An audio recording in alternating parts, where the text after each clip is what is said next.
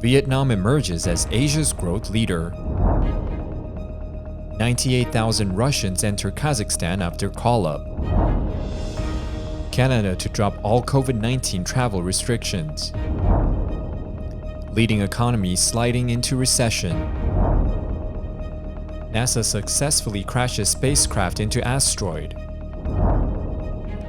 Musk's Optimus robot to be shown off tomorrow. Ryan Grantham has been sentenced to life in prison. FDA's warning stoke interest for TikTok absurdity.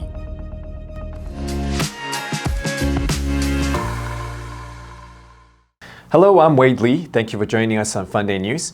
It is Wednesday, September 28th, and here are your top stories. In its latest economic forecast published Tuesday, the World Bank sharply downgraded China's growth to 2.8% from 5% in April. That slowed the Asia-Pacific region's forecast expansion to 3.2% for this year, down from 5% growth projected in April. Vietnam is predicted to lead the region with annual growth of 7.2%, up from 5.3% in April's forecast. The outlook for Indonesia was unchanged at 5.1%, and in 2023, with Malaysia lifted up from 5.5% in April to 6.4%. According to the forecast of the World Bank in 2023, even though the Philippines will grow 5.8%, the Pacific Islands 5.7%, and Indonesia 5.1%, Vietnam will still be in the lead with 6.7%. The World Bank noted quarterly reports from U.S. retailers indicating slowing demand for electronics, many of which are manufactured and assembled in China, Vietnam, and Malaysia. A recession in major economies this year could shave off more than 1 percentage point off growth in the Asia-Pacific region. On Tuesday, Kazakh officials said that about 98,000 Russians have crossed into Kazakhstan in the week since President Vladimir Putin announced a partial mobilization of reservists to fight in Ukraine.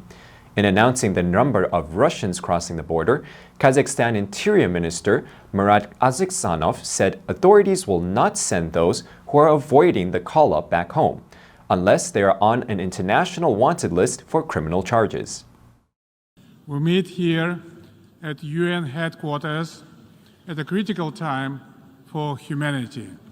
Kazakh President Kassym-Jomart Tokayev ordered his government to assist Russians entering his country because of the current hopeless situation.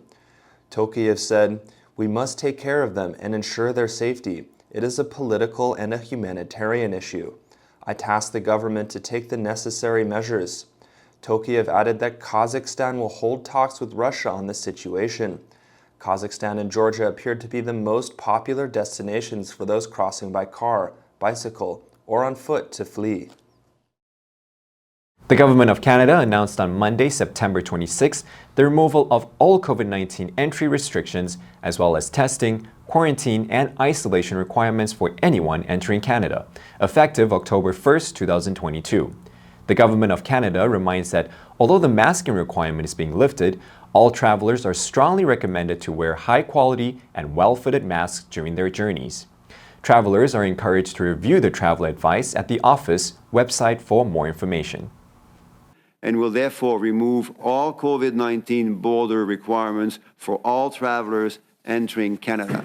Canada announced that all travelers will no longer have to submit public health information through the ArriveCan app or website, or provide proof of vaccination, neither undergo pre- or on-arrival testing, carry out COVID-19 related quarantine or isolation, nor monitor and report if they develop signs or symptoms of COVID-19 upon arriving to Canada.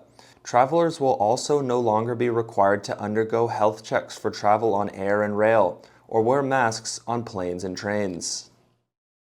According to the Organization for Economic Cooperation and Development, OECD, the world's leading economies are sliding into recession as the global energy and inflation crisis sparked by Russia's invasion of Ukraine cut growth by more than previously forecast.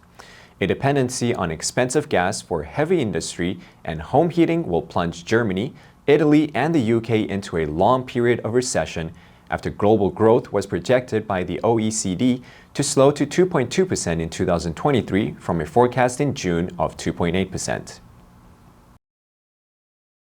OECD said China's growth rate is expected to drop this year to 3.2%, its lowest since the 1970s, causing a large decrease in trade with neighbors, South Korea, Vietnam, and Japan, dragging down their capacity to grow.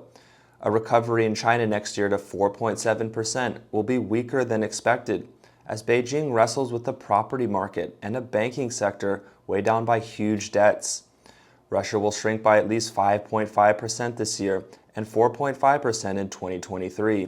France could escape a recession if it grows by 0.8% next year, as predicted by the OECD.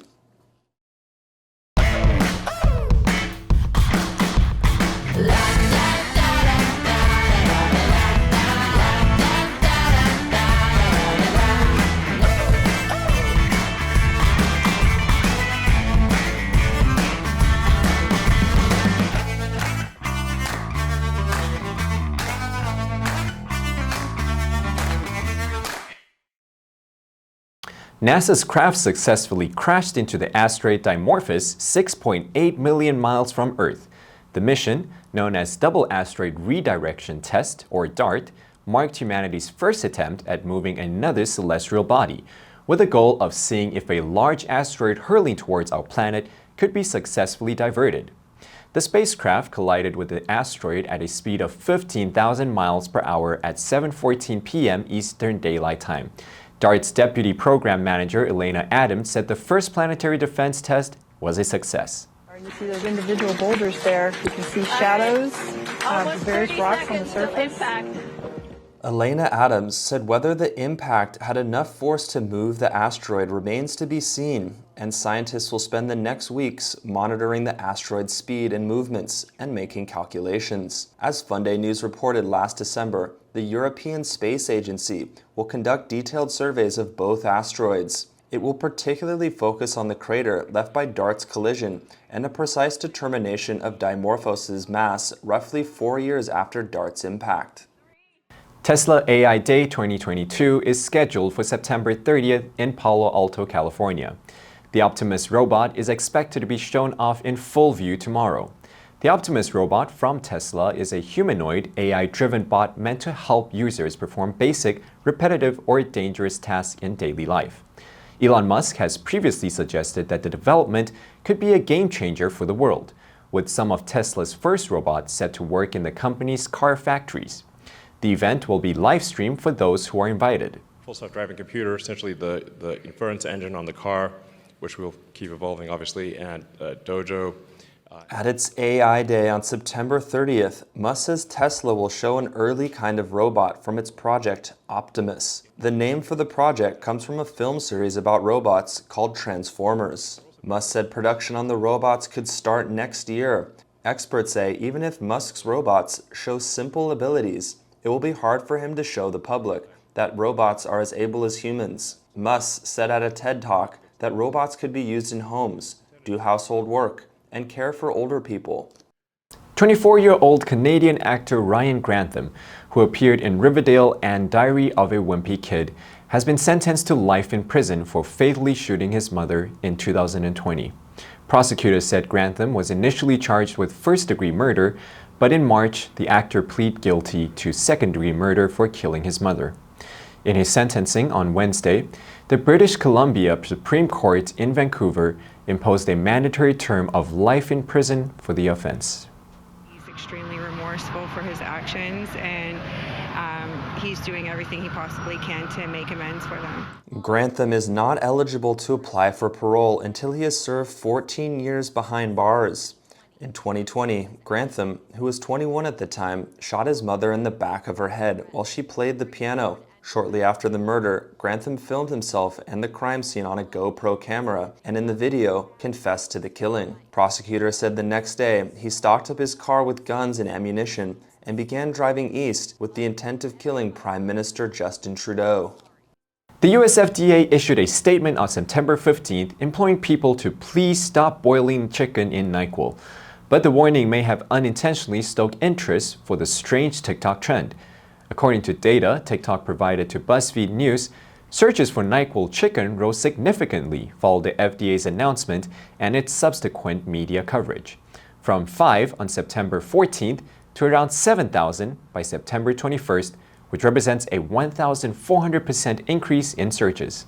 AOP came across chicken cooked in nighttime cold and flu medicine. He saw the rich turquoise greenish color of the meat outside. NyQuil Chicken, which originally dates back to 2017, has been making the rounds again on TikTok and Twitter in recent weeks. The US FDA said in the notice, boiling a medication can make it much more concentrated and change its properties in other ways. Even if you don't eat the chicken, inhaling the medication's vapors while cooking could cause high levels of the drugs to enter your body. It could also hurt your lungs. TikTok has removed videos that show users pouring NyQuil over chicken breasts. Funday News will help sharpen your English skill while keeping you informed on current international events. Tune into other Funday programs to learn more about the world's most important topics in English. Click the link below now to join Funday for free. I'm Wade Lee, your host, and I'll see you next time.